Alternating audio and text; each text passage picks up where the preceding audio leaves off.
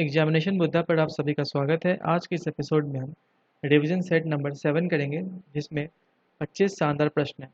यह 25 जो क्वेश्चन हैं वो स्टैटिक पोर्शन से लिए गए हैं। आज के इस टेस्ट सीरीज में कोई सा भी करंट अफेयर से क्वेश्चन नहीं होगा। आज का जो कट ऑफ है वह 21 का है। आप भी हमारे साथ कोशिश कीजिए क्वेश्चन को सॉल्व करने का रियल टाइम में आप सॉल्व करेंगे तो इसका फ़ायदा आपको यह मिलेगा कि आप जो है अपनी मेमोरी से कितना आंसर्स को आप सही कर पा रहे हैं, और इससे जो है आपका एक अच्छा खासा रिवीजन हो जाएगा। और जो क्वेश्चन आप सॉल्व नहीं कर पाते हैं यह आपके डेटाबेस में स्टोर होता चला जाएगा। तो चलिए इस वीडियो को शुरू करते हैं, ज़्यादा टाइम वेस्ट नहीं करते हैं।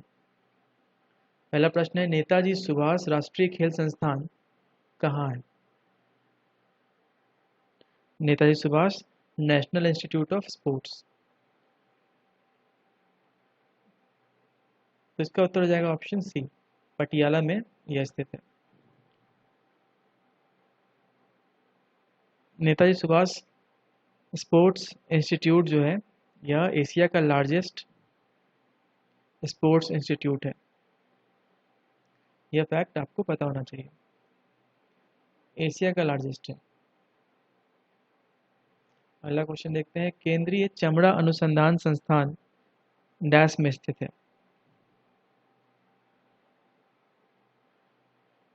इसका उत्तर हो जाएगा ऑप्शन सी, चेन्नई में स्थित है। इसकी स्थापना की गई थी 24 अप्रैल 1948 को, 24 अप्रैल 1948। राष्ट्रीय पोषण संस्थान डैश के केंद्रीय कार्यालय में स्थित है? The central office of national institute of nutrition is located इन।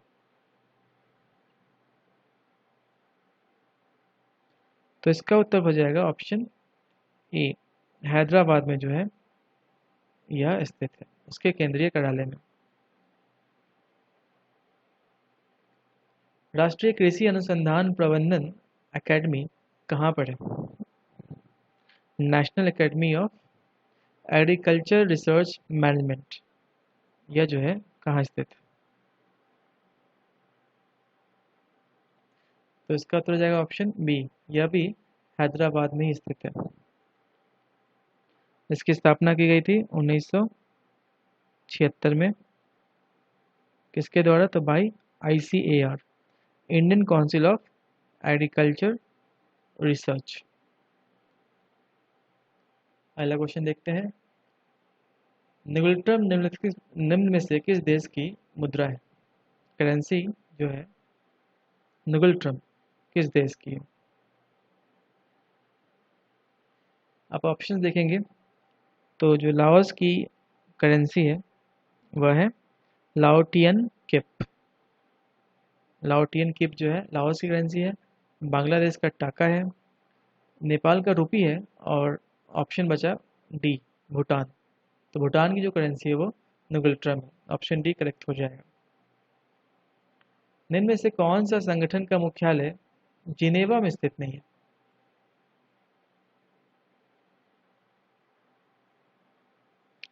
आपको 3 से 4 सेकंड का समय दिया जा रहा है, आप ऑप्शन देखिए और उसका उत्तर कीजिए। तो इसका करेक्ट आंसर हो जाएगा ऑप्शन डी, अंतर्राष्ट्रीय नागरिक उड्डयन संगठन। The headquarter of International Civil Aviation Organisation is located in Montreal. इसका जो है जिनेवा में नहीं है, यह है मॉन्ट्रियल में। मॉन्ट्रियल कहाँ है? कनाडा में।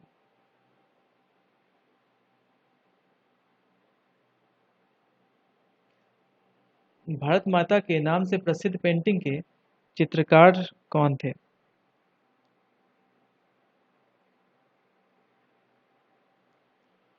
तो इसका सही उत्तर जाएगा ऑप्शन बी, अविंद्रनाथ टैगोर ने भारत माता की पेंटिंग जो है बनाया था, और उस वक्त यह काफ़ी प्रसिद्ध हुई थी। अगला क्वेश्चन देखते हैं, दादा साहब फाल्के ने किस वर्ष में अपनी पहली फीचर फिल्म का निर्माण किया था?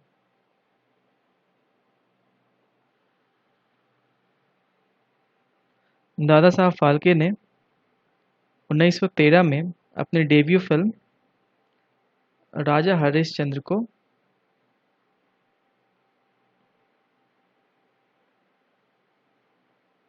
राजा हरिश्चंद्र जो है उनकी पहली फिल्म थी, जो कि 1913 में उन्होंने डेब्यू किया था, और ये इंडिया की जो है पहली फुल लेंथ फीचर फिल्म है।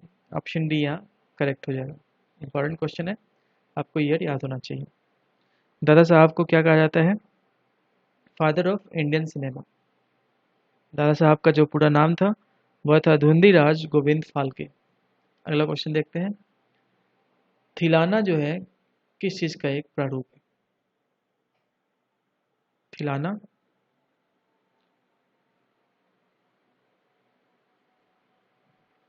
भरतनाट्यम के बाद, जब भरतनाट्यम होता है तो उसको कंक्लूड करने के लिए, उसको एंड करने के बाद एक डांस परफॉर्मेंस किया जाता है जिसे थलाना का नाम से जानते हैं, तो इसका संबंध भरतनाट्यम से है। ऑप्शन डी जो है यह करेक्ट हो जाएगा। अगला क्वेश्चन देखते हैं। एक सरोद में कितने तार होते हैं?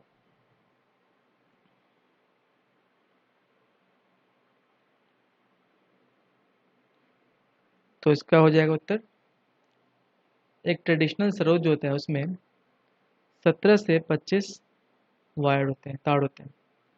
तो यहाँ पर जो है ऑप्शन बी करेक्ट हो जाएगा। निम्न में से किस वर्ष में पहले मानव हृदय का प्रत्यारोपण किया गया था? ह्यूमन हार्ट ट्रांसप्लांट जो है यह कब किया गया था?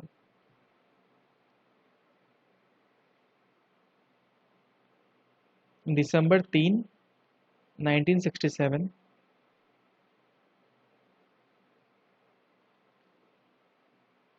को जो है पहला हार्ट ट्रांसप्लांट किया गया था, और यह जिस पे किया गया था उसका नाम भी आपको पता होना चाहिए, वह थे लुइस वास्कैंसी। लुइस वास्कैंसी जो है पहले पर्सन थे जिनका जो है हार्ट ट्रांसप्लांट किया गया था। और कहाँ पे किया गया था, किस कंट्री में, यह पता होना चाहिए, इंपॉर्टेंट है। यह हुआ था साउथ अफ्रीका में। अगला क्वेश्चन देखते हैं। निम्न में से कौन यूनेस्को की विश्व साइट है? यूनेस्को की वर्ल्ड हेरिटेज साइट में इनमें से कौन है? ओरछा किला, काशी विश्वनाथ मंदिर, आगरा का किला, या तिरुपति टेम्पल्स।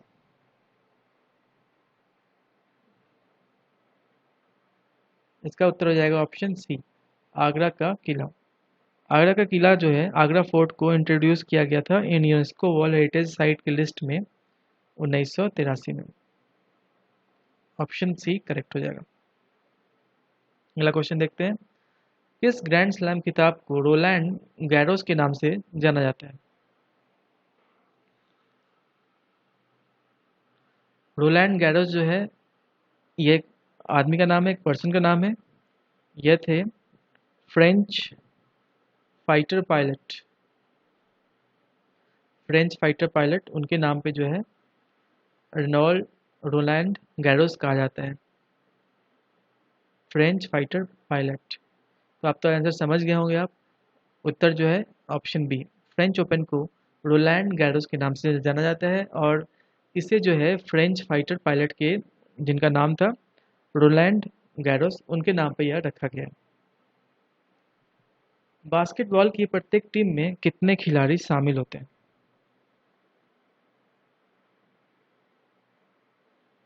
तो इसका उत्तर हो जाएगा ऑप्शन डी, 5 खिलाड़ी जो हैं शामिल होते हैं। अगर और खेलों की बात करें, अगर हम रग्बी में कितने होते हैं? 15 होते हैं, ये आपको याद होना चाहिए। पोलो में पोलो में 4 होते हैं। वॉलीबॉल में कितने होते हैं? वॉलीबॉल में होते हैं 6। टेनिस और बैडमिंटन में 1 या 2। इस तरह से आपको सारे खेलों के बारे में पता होना चाहिए। अगला क्वेश्चन देखते हैं। किस राष्ट्रीय राजमार्ग को शेरशाह सूरी मार्ग के रूप में जाना जाता है?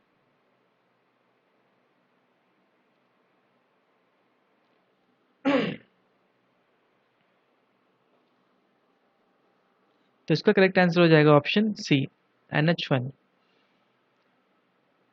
NH1 को जो है शेरशाह सूरी मार्ग के नाम से जाना जाता है। बड़ा ही इंपॉर्टेंट क्वेश्चन है, कई बार यह परीक्षाओं में दिखा गया है। अगला क्वेश्चन देखते हैं। भारत में पहली बार रंगीन टेलीविजन कब प्रसारित किया गया था? तो इसका सही उत्तर हो जाएगा ऑप्शन सी। 1982 में जो है पहली बार भारत में रंगीन टेलीविजन प्रसारित किया गया था और 1982 में ही जो है इंडियन मार्केट में कलर टेलीविजन जो है मिलना शुरू हुआ था। इसके बाद अगला क्वेश्चन देखते हैं। निम्नलिखित में से कौन शास्त्रीय नृत्य शैली है? Which of the following is a classical dance style?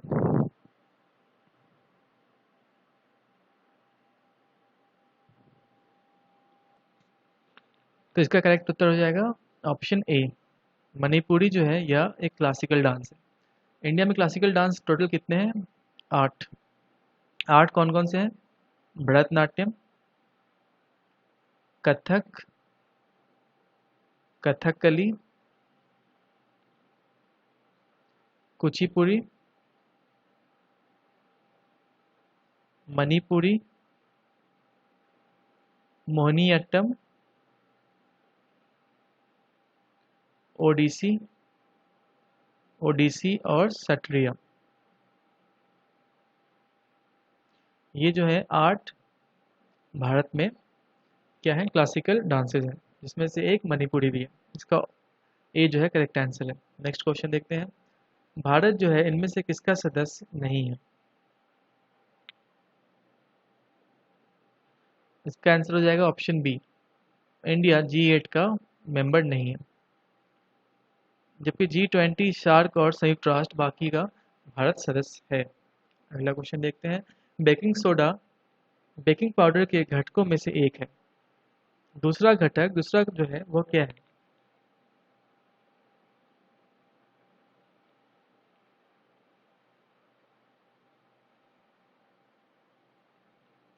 तो इसका करेक्ट आंसर हो जाएगा option D, tartaric acid. Baking powder जो होता है वो मिक्सचर ऑफ बेकिंग सोडा होता है, NaHCO3 जो कि क्या है? बेकिंग सोडा है, और क्या होता है? वह टार्टरिक एसिड होता है। टार्टरिक एसिड और बेकिंग सोडा को मिलाकर क्या बनता है? Baking powder. टार्टरिक एसिड की बात करें तो ये किस में मिलता है? It is found in grapes. हृदय पेसमेकर में उपयोग किए जाने वाला रेडियो सक्रिय तत्व कौन सा है? रेडियो एक्टिव एलिमेंट कौन सा है जो कि हार्ट पेसमेकर्स में यूज किया जाता है?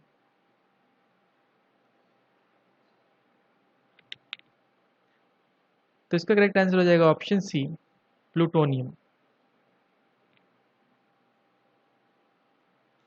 प्लूटोनियम जो है यह न्यूक्लियर रिएक्टर्स में यूरेनियम से प्राप्त होता है। जो पहले पेस मेकर्स बनाए गए थे उनमें प्लूटोनियम का जो है यूज एनर्जी सोर्स के तौर पे किया जाता था, Pu-238। तो इसका करेक्ट आंसर सी है। पीएच स्केल डैश से होता है, इसका रेंज कितना होता है? पीएच स्केल रेंजेस फ्रॉम, यहाँ पर आपसे रेंज पूछा गया है।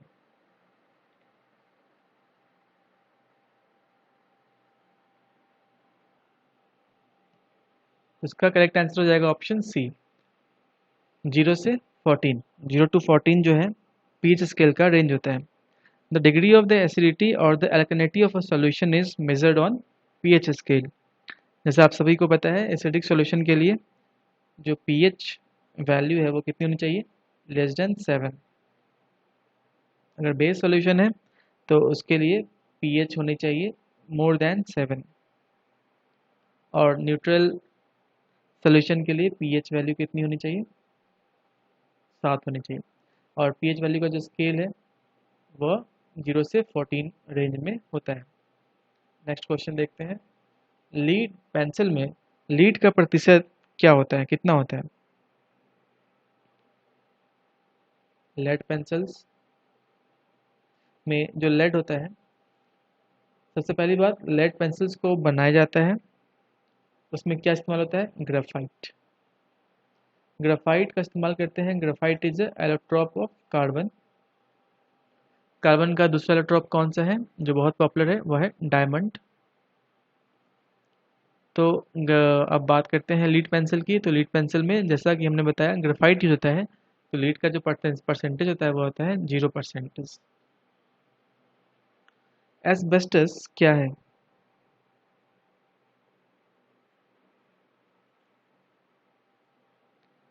तो इसका करेक्ट आंसर हो जाएगा option A, calcium magnesium silicate. Asbestos में जो है एस्बेस्टस होता है सिलिकेट्स, जैसे कि कैल्शियम मैग्नीशियम सिलिकेट्स, निकल सिलिकेट्स, आयरन सिलिकेट्स और मैग्नीज सिलिकेट्स होते हैं। अगला क्वेश्चन देखते हैं। घटोत्कच जिसने 290 से 305 ईसा पूर्व में शासन किया था, वह किस वंश का राजा था?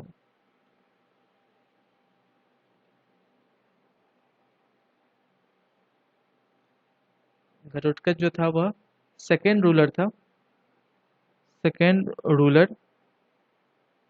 और यह किसका पुत्र था? यह पुत्र था श्रीगुप्त का, second ruler of Gupta dynasty. तो यहाँ पर उत्तर हो जाएगा ऑप्शन ए, गुप्त वंश। घटोत्कच जो है वह गुप्त वंश से संबंधित था, उसका राजा था। और गुप्त वंश की स्थापना किसने की थी? तो गुप्त वंश की स्थापना की थी श्रीगुप्त ने। वराहमिहिर और आर्यभट्ट जैसे महान मैथमेटिशियन गुप्ता डायनेस्टी के टाइम में ही थे। और इस रिवीजन सेट का जो आखिरी प्रश्न है, 1942 में भारत छोड़ो आंदोलन शुरू करने का मुख्य कारण कौन सा था? What was the main cause for starting of the Quit India movement in 1942?